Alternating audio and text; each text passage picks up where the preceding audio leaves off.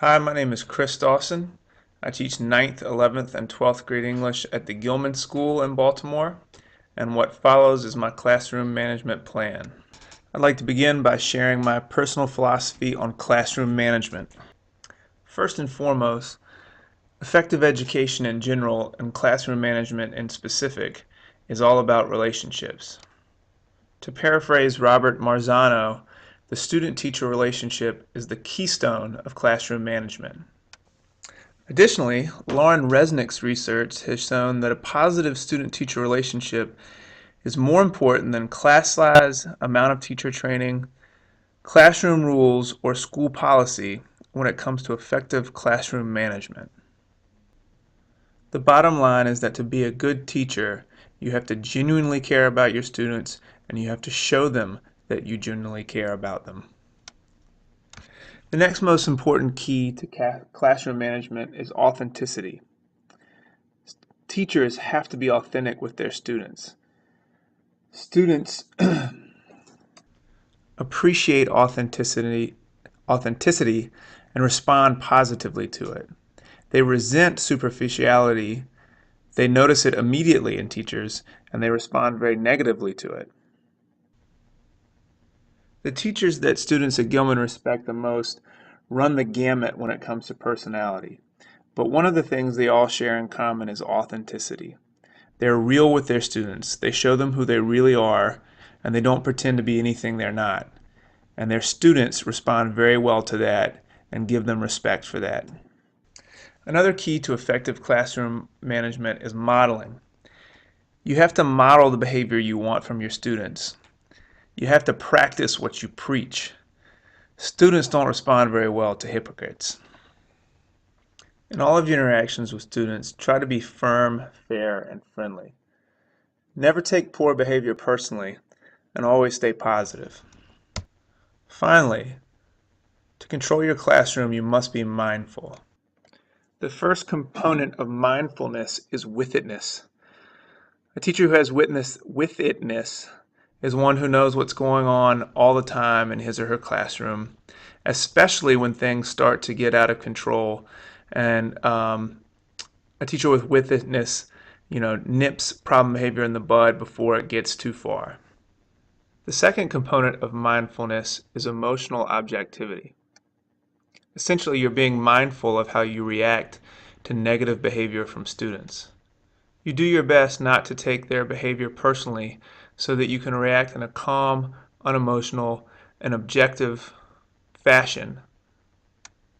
Before I move on to the next slide, I want to go back and talk about something that I forgot to mention that relates to relationships and showing your students that you care. It's important that you show each of your students non-contingent attention every day. Non-contingent attention is attention that shows that you care, that your care and concern for them goes well beyond the classroom and is not contingent upon their performance. Non-contingent attention shows that you're interested in their personal lives, that you value them, that you believe in them, that you appreciate them, and that you're happy to have them in your class. One obvious component of effective classroom management is establishing clear and logical classroom rules and expectations. I have 7 rules that I expect my students to follow. The first and most important is to be empathetic. I would ask that my students always put themselves in the shoes of the other person before passing judgment, and to always treat the other as they would want to be treated in that situation. Empathy is the most essential ingredient in turning a class into a community. The second thing that I ask my students to do is to practice arete. Arete is an ancient Greek concept whose meaning evolved over time and was always dependent upon context. Homer used arete in the Odyssey to describe bravery or a person who uses all of his or her talents to accomplish a task. Plato used the word to mean superior talent or ability. Aristotle used it to describe a person or thing that fulfills his, her, or its intended purpose. I use it to mean to try your hardest to strive for excellence in everything you do, or at least everything you do that has meaning to you. The third rule is quite simple. I expect my students to listen. They should listen and give their full attention to whomever is speaking, whether that be me or one of their classmates. The fourth rule is to emit positive energy, to be positive all the time. My stepdad often says that there are two kinds of people in the world, energy givers and energy takers. I want a classroom full of energy givers. The fifth rule is to have fun. You're going to have to be in this classroom for 70 minutes every other day, whether you want to or not. So you might as well have the best experience possible while you're here. The sixth rule is to communicate effectively with everyone in the room. Make clear points. Ask questions when you're confused. Let us know what you think and how you feel. The seventh and final rule for my students is to be responsible and proactive. I want them to take full responsibility for their behavior and the quality of their work. I want them to try to anticipate problems. If an assignment is going to be late, I want them to let me know ahead of time. Another important element of effective classroom management is to have clear procedures and routines for all of the classroom tasks. We do a lot of different things in my class, and I try to make sure that there are clear procedures for all of those things. However, I would like to discuss now some of the tasks that we do the most often and whose procedures my students should learn quickly. The first deals with nightly reading assignments. The students should know that they're going to have something to read for homework almost every night of the year, and that every time they read, they're expected to read actively with a pen in their hand to underline important plot events and make notes in the margins. The second thing they have to do for each reading assignment is write a journal entry. We talk extensively about how journal entries should work. My students also complete a lot of writing assignments. While there are a lot of rules and procedures for the writing process, the one most important thing they need to remember is that good writing is all about revision and that they can always revise and rewrite papers. Class discussion is really the engine that drives the success of the class. It's what we spend most of class doing, and we work hard throughout the year to teach effective discussion etiquette and technique. Students should always follow the school's honor code, and in English class they should pay particular attention to plagiarism. They should always know to cite the source of any information that is not their own. The next procedure has to do with respecting the classroom space. At the end of each class period, students should make sure that their space is even neater than when they entered the classroom. This means getting all their books off the desk, pushing in their chairs, straightening things up, and picking up any trash on the floor.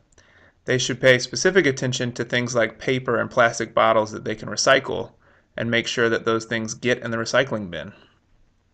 Finally, my students know that when they're absent for a class, it is entirely their responsibility to figure out what they missed and to make up any quizzes or other assignments that they missed.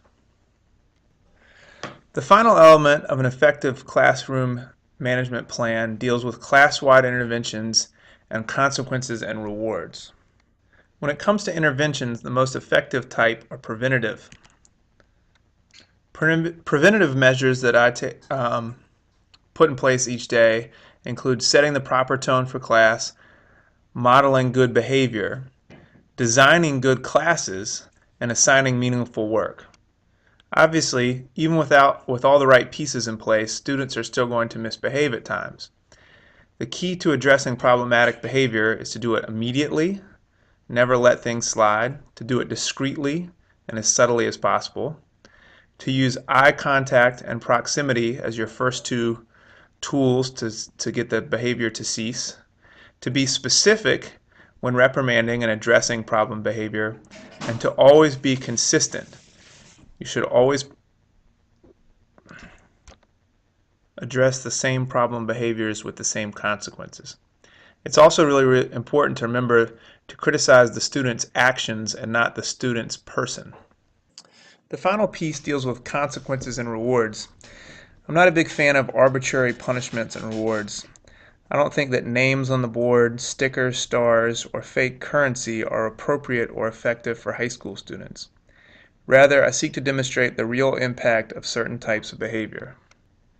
When students act the right way, class is engaging, stimulating, fun, and meaningful. The reward for proper behavior is an awesome class experience. When students act the wrong way, class can be frustrating, distracting, fragmented, and generally crappy. Class is no fun when students don't behave the right way. The consequence for poor behavior is a miserable class experience. It is my responsibility as a teacher to make the classroom experience a positive and rewarding one for my students. Thus, I will not allow certain students to sabotage the quality of the classroom experience for their peers by verbal bullying or intimidation, distracting behavior, or simply by being negative or cynical. I will deal with this behavior immediately in class. If it continues, I will hold the student after class to discuss their behavior. If it still continues, I will punish the student with grade reductions, at which point I will also contact the student's parents and advisor. Thank you for your time and attention.